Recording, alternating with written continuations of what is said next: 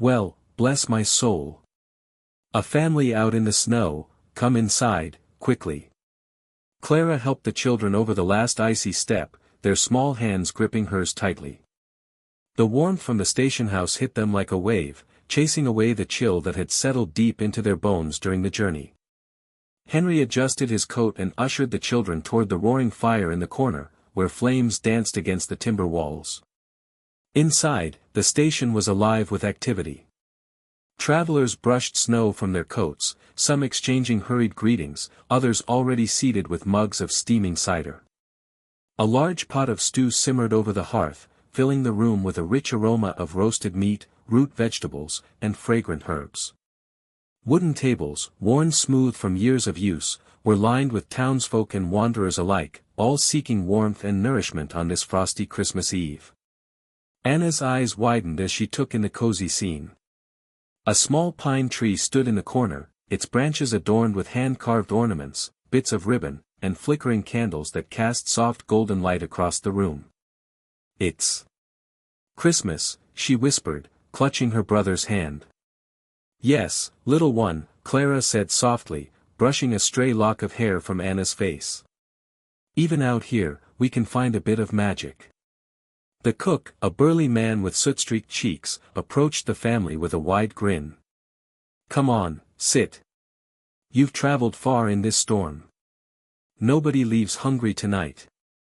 They settled at a long wooden table, the children shuffling eagerly to find space beside Henry and Clara. The cook ladled steaming stew into bowls, each serving thick and hearty, while slices of warm bread were placed into the center of the table. Tin mugs clinked as hot cider was poured, the spiced aroma mixing with the scent of the fire. Daniel and Clara's eyes sparkled as they tasted the stew. Every bite was warm, comforting, and full of flavors they had not had in weeks. Laughter bubbled between them, their earlier weariness melting away in the glow of the hearth and the gentle hum of conversation around them. Nearby, other children were gathered around the small tree, touching ornaments and peering at the flickering candles. Anna and Daniel wandered over, shy at first, then quickly drawn into the laughter of the local children. Stories of sledding, snowball fights, and favorite holiday treats spilled from their lips, bridging the gap between strangers with surprising ease. Clara watched, a soft smile gracing her lips. The frontier was harsh, unforgiving, and often lonely, but tonight it had shown her a different side, a warmth that could exist even in the coldest winter, among people who had no obligation to welcome them. The cook returned to their table, leaning close. "Families like yours deserve a little warmth and cheer. Even if it's just for a night. Remember this." Henry nodded, gratitude softening his usual stoic expression. "Thank you. More than I can say." Outside, snow continued to fall, draping the platform and tracks in a pristine blanket. Inside, the station was alive with laughter, song, and shared stories. Anna and Daniel, cheeks flushed with warmth and excitement, joined the other children in a simple carol, voices tentative at first, then rising with confidence. The melody carried across the room, echoing in the timber walls and mingling with the crackling of the fire. Henry leaned back in his chair, taking in the scene. The miles still ahead, the harsh frontier awaiting them, the unknown challenges, they all existed beyond these walls. But for now, there was peace.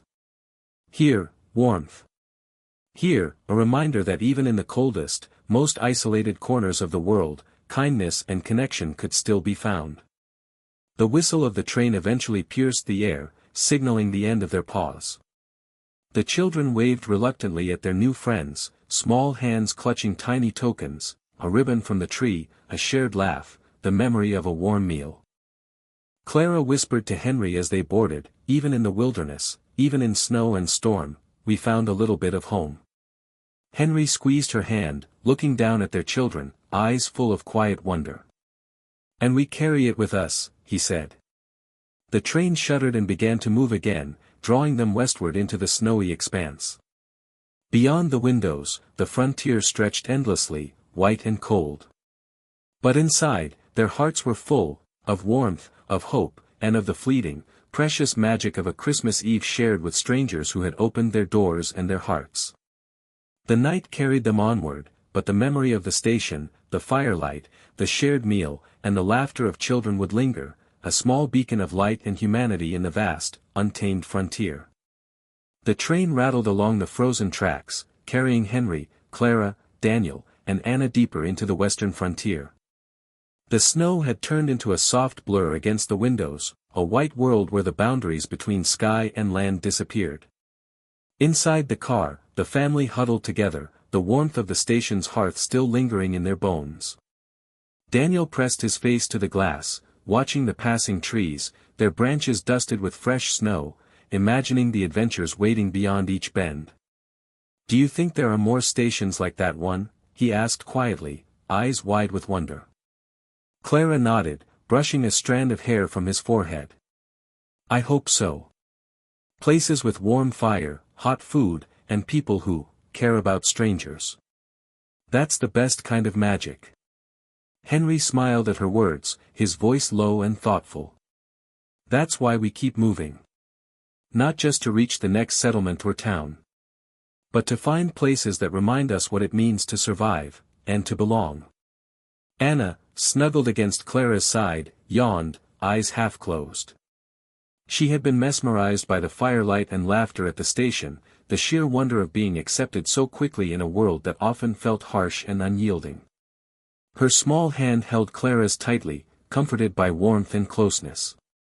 The train slowed as it approached the next stop, a small, barely there outpost along the tracks. The platform was empty, save for a single lamp post flickering in the cold wind. Snow drifted along the edges of the wood, painting a quiet, untouched landscape. Henry helped the children down carefully, boots crunching in the fresh powder. "Stay close," he murmured. "I'll guide you to the cabin. We'll make camp there for the night." The cabin was modest, tucked against a stand of pines, smoke curling from its chimney. It had been abandoned, forgotten by travelers and townsfolk alike, but Henry had scouted it the day before. It offered shelter, safety, and, for tonight, a sense of home. Inside, the family unpacked quickly. Clara and Daniel helped Anna into a warm corner, wrapping her in a thick blanket while Henry stoked the fire. Sparks danced along the hearth, and the smell of burning pine filled the cabin, blending with the crisp winter air that seeped through the logs.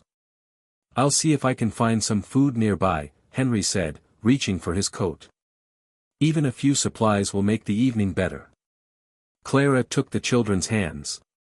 "Don't worry," she said. "We can make it cozy while he's gone." The children gathered around the fire, their eyes reflecting its golden glow. Clara told stories of the station house feast, exaggerating the size of the stew pot and the laughter that had filled the air. Daniel added details of the children he had met, their small hands passing ornaments between them, singing carols in voices that trembled at first, then rang clear. Even Anna, despite her exhaustion, giggled quietly, mesmerized by the warmth and the stories. Outside, Henry trudged through the snow toward a small cluster of cabins that had been abandoned for decades. His pack contained a few essentials, dried meat, a small loaf of bread, and a jar of preserved fruit, but he hoped to find fresh eggs or milk. Each step sank slightly into the snow, leaving behind a line of footprints that disappeared as the wind picked up. Inside the cabin, Clara fetched an old tin pot from the cupboard. "We can make soup," she whispered, half to herself, half to Anna. Water hissed as it met the fire, and she added the dried vegetables she had found in a small crate left by previous travelers. The aroma was simple but comforting, filling the cabin with hope. Daniel wandered to the window, watching for Henry's return. "Do you think there are wolves out there?" he asked. His small hands clutched the sill as snowflakes drifted down. Clara put a hand on his shoulder. "Maybe. But we're safe here. That's what matters. And soon, Henry will be back with more food. Everything will be fine." The minutes stretched into hours, the children dozing off one by one near the fire, the cabin glowing with soft warmth. Outside, the wind howled, rattling the logs and sweeping snow into swirling patterns. But inside, there was laughter, quiet conversation, and the shared sense of being together, of being protected. Henry returned just as the first stars appeared, frost glittering along the edges of the pines. He carried a small bundle, eggs, milk, and a few fresh herbs he had scavenged from a neighbor's garden. His breath steamed in the cold air, and he was smiling, proud of the tiny feast he had gathered. "Look what I found," he said, setting the supplies down. "It's not much, but it's enough for tonight." Clara helped him unpack, and soon the cabin was alive with the simple joy of preparing a meal together. The children peeled vegetables, stirred the pot, and set the small wooden table. Even Anna hummed quietly, her small fingers tracing the edge of a tin mug. By the time the stew was ready, the cabin was filled with warmth, both from the fire and the laughter of the family. Each spoonful of broth was richer than any feast they had ever known, the flavors simple but extraordinary because they were shared. Henry raised his mug. "To us," he said softly. "To being together, safe, and warm, and to finding small miracles even in the harshest winter." Clara clinked her mug against his. "To kindness," she added. "The kind we find in strangers, and the kind we carry with us." The children giggled and echoed their toast. Outside, snow continued to fall, glinting under the faint moonlight. The wind carried a stillness, almost reverent, as if the frontier itself had paused to honor the moment. Within the cabin, the firelight flickered across tired but happy faces, the simple act of sharing a meal becoming a celebration of life, of love, and of the bonds that had carried them through the cold and the storm. Hours later, the children drifted off to sleep, exhausted but content, their small bodies curled close under blankets.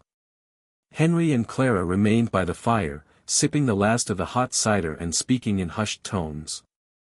They shared plans for the next leg of the journey, but also reflected on the rare moments of joy they had been given, proof that even in the middle of a vast, unforgiving wilderness, humanity and kindness could flourish. Clara traced the pattern of frost on the window, smiling faintly. "You know," she said softly, "even if we never find another station like tonight, I'll always remember this. The fire, the feast, the children, the kindness." Henry nodded, looking into the glow of the hearth. "It's the kind of memory that lasts. The kind that gives you strength when the snow outside is bitter, when the roads are long, and the nights are cold." Outside, the frontier stretched silent and endless, a blanket of white under the starlit sky. Inside, the cabin was alive, not just with warmth and food, but with laughter, hope, and the unspoken promise of new beginnings. The train, the station, the feast, they were more than stops along the journey, they were reminders that no matter how harsh the world could be, there would always be moments of light. And as Henry, Clara, Daniel, and Anna finally drifted into sleep, the flickering fire casting soft shadows against the walls, they all carried with them a quiet certainty, that in the heart of the winter wilderness, the true treasure was not the meals, the cabins, or even the warmth, it was the people they shared it with. The morning came quietly. Snow still fell, lighter now, drifting past the cabin windows like slow, wandering thoughts. The fire had burned low during the night, leaving only glowing embers beneath a thin layer of ash. Clara woke first, wrapped in the hush that comes only after a storm. For a moment, she listened, no wind, no voices, just the faint crackle of settling wood. She rose carefully, not wanting to wake the children. Outside, the world had changed. The tracks near the cabin were almost invisible beneath fresh snow, the frontier smoothed into something gentle and unreal. The sky was pale, stretched thin with winter light. Christmas morning. Clara pulled her shawl tighter and stepped onto the porch. Her breath fogged the air as she scanned the distance. Somewhere beyond the trees, the railway line curved toward the next town. Toward a future they still couldn't quite see. Behind her, the door creaked softly. Henry stepped out, rubbing his hands together. "Didn't sleep?" he asked. "A little," she said. "But I kept thinking about last night. The station. The people. It felt like a pause. Like the world gave us a moment to breathe." Henry nodded. "Those moments don't last long out here." No, she agreed. But they matter. Inside, the children began to stir. Daniel emerged first, hair rumpled, eyes bright. Is it Christmas now? He asked. Clara smiled. It is. Anna followed, wrapped in her blanket like a small bundle, yawning. Henry lifted her easily, setting her near the fire while Clara rekindled the flames. Soon, the cabin filled again with warmth, the smell of leftover stew heating slowly. They ate quietly, savoring what remained. There was no rush yet. The tracks would still be there when they were ready. After breakfast, Henry stepped outside to check the train schedule nailed to the post near the tracks. The paper was stiff with frost, the ink faded. The next train wouldn't pass until evening. We've got the day, he said when he came back in. But we shouldn't stay too long. Snow like this can turn bad again. Daniel tugged at his sleeve. Can we go back to the station? Just to see. Clara hesitated. Then nodded. Just for a little while. They bundled up and walked together, boots breaking the untouched surface of the snow. As they neared the station, smoke rose once more from the chimney. It surprised Clara, she hadn't expected anyone to be there. The door stood open. Inside, the same cook from the night before was stirring a pot, humming softly. He looked up and grinned when he saw them. Well, I'll be damned. Christmas visitors twice in one season. You're open? Henry asked. Always on Christmas, the man said simply. Never know who might need it. Others had gathered too, two travelers delayed by snow, a local widow with a basket of bread, a railway worker stamping his feet to stay warm. Decorations still hung from the rafters, their paper stars fluttering gently. Daniel and Anna were welcomed like old friends. The widow pressed a small wooden toy into Anna's hands. For the journey, she said. Every child should have something to remember Christmas by.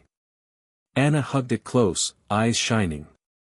Clara felt something tighten in her chest, not pain, but gratitude. These people owed them nothing. And yet they gave freely. The cook ladled out fresh cider, steam curling upward. You heading west? He asked Henry. Yes, Henry replied. Far as the tracks go. The man nodded slowly. It's hard country. But there's good people out there too. Don't forget that. Clara watched the room, strangers sharing stories, laughter rising and falling like music. For a brief moment, it felt like belonging. By midday, they said their goodbyes. The children waved as they left, Anna clutching her toy, Daniel promising to remember the station forever. The snow had begun again, thicker now, whispering across the land. Back at the cabin, they packed what little they had. The fire was put out carefully, the door closed behind them. Nothing left but footprints and a faint trace of warmth. They waited near the tracks as the light shifted toward evening. When the train finally appeared, its distant whistle cut through the quiet like a promise. The ground trembled softly as it approached, iron wheels grinding against frozen rails. As they boarded, Clara looked back one last time, at the cabin, the station, the wide white field beyond. All of it already fading. The train pulled away slowly, carrying them forward. Inside the car, the children leaned against their parents, heavy with sleep. Clara rested her head on Henry's shoulder. Outside, the snow continued to fall, covering paths, smoothing edges, erasing the past even as it made room for something new.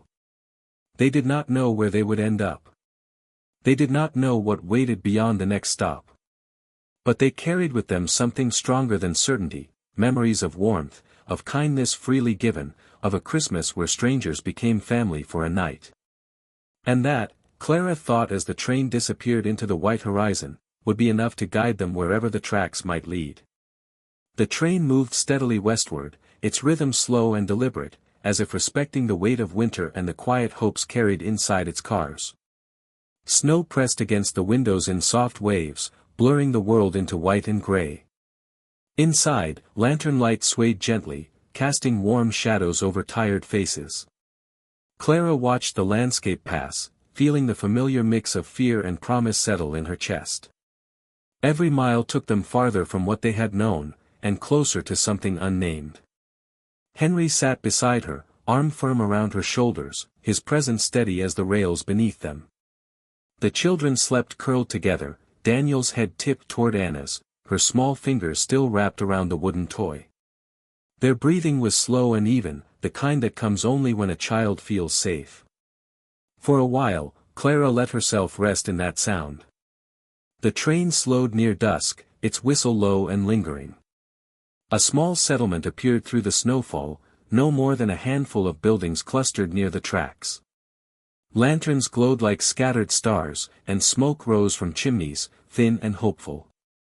Next stop, the conductor called. Briar Bend. Henry straightened. This might be it, he said quietly. Clara nodded. They had spoken little about destinations. Out here, places chose you as much as you chose them. They gathered their things and stepped down into the snow. The cold was sharp, but not cruel. It felt honest. The station was modest, worn by wind and years, but alive. A few townsfolk waited near the platform, bundled and curious. A woman approached first, her coat patched but clean, her eyes kind. "You're welcome here," she said simply. "Christmas brings travelers. Some stay." Clara felt a warmth spread through her that had nothing to do with the fire crackling inside the station. They were offered hot tea and a place to sit while the conductor spoke with Henry. The children woke slowly, blinking, then brightened at the sight of lights and people. "Is this another station like the last one?" Daniel asked. Clara smiled. "In some ways."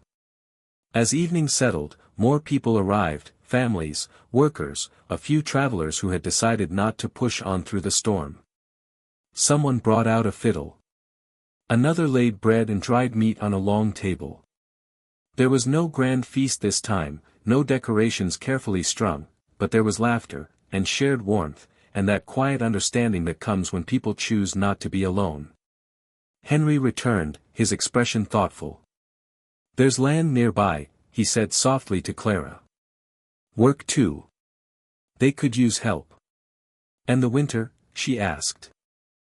He glanced around the room, at the fire, at the children laughing with a boy they had just met. "It's hard," he said. "But so is anywhere worth staying."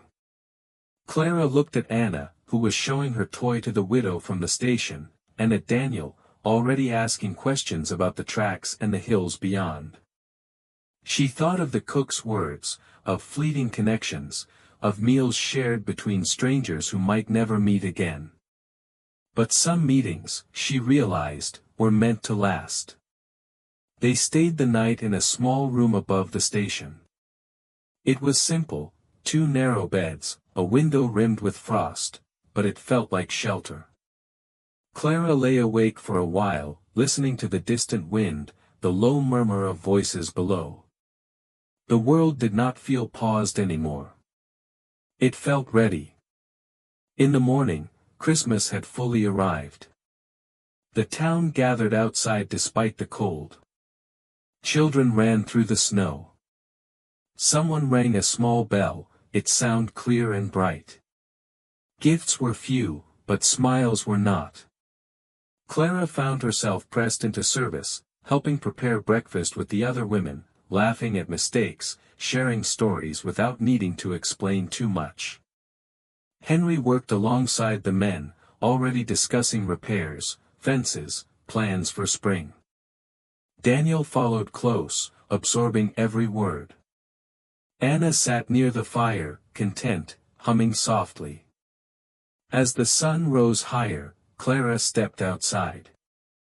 The snow had begun to thin, revealing hints of earth beneath. Tracks crisscrossed the ground, proof of movement, of people choosing to be here. She breathed deeply, letting the cold fill her lungs. This place did not promise ease. It promised effort. It promised days where the work would be heavy and the nights long. But it also promised something else. Belonging. Henry joined her, slipping his hand into hers. "We don't have to decide everything today," he said. "I know," she replied. Then, after a moment, "But I think I already have." He smiled, not surprised. By afternoon, the train's whistle sounded again in the distance. It would continue west, carrying others onward. Clara watched it pass without longing. Some journeys were meant to keep moving. Others ended quietly, without ceremony, when the heart finally recognized home. As evening came, the town gathered once more near the station. A small meal was shared, nothing grand, but enough. Stories were told. The fiddle played again. Snow began to fall, light and steady, settling gently over roofs and shoulders. Clara sat with Henry and the children close, the warmth of them anchoring her. She thought back to the night before, the station cook, the stew, the brief miracle of strangers becoming family. That kindness had not ended at the tracks. It had followed them here, carried forward like a flame passed hand to hand.